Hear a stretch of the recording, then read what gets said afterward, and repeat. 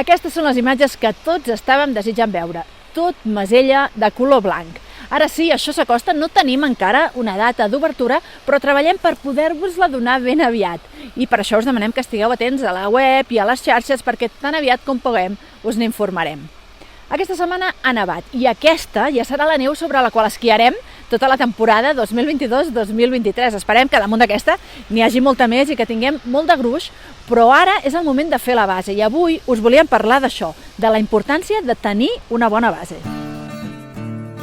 Estem amb el Raül, maquinista de Masella, que ens anirà acompanyant aquest any, l'anirem a veure diverses vegades durant la temporada. I ara volem saber, Raül, què esteu fent a dia d'avui? Doncs bueno, a dia d'avui, després de les poques nevades que hem tingut aquests últims dies, dos nevadetes així molt lleugeres, la nostra feina és, ara el que estem realitzant és compactar aquesta mica de neu que ha caigut, així és una mica en precari, sense pretendre que les pistes quedin ben trepitjades per practicar l'esquí, simplement és una feina de fiançar aquesta mica de neu que ha caigut, compactar la base, així per quan hi hagi pròximes nevades o pròxims freds, doncs tinguem una bona base sobre la qual treballar.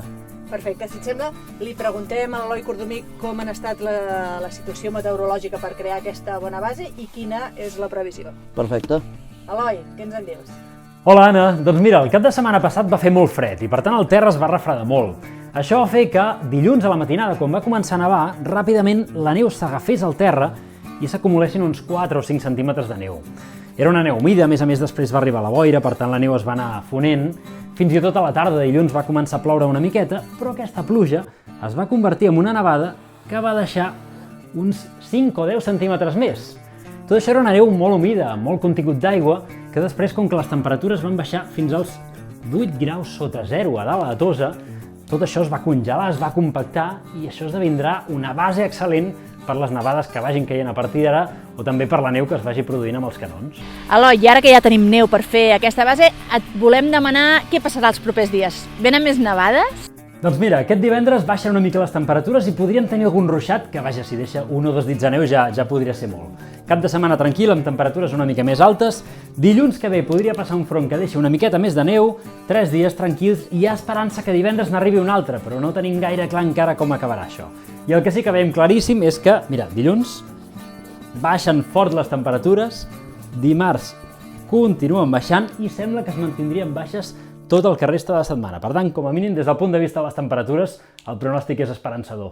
Va, doncs moltes gràcies. Us deixem amb imatges de Masella ben blanca i esperant poder-vos informar ben aviat de quan comença la temporada 2022-2023.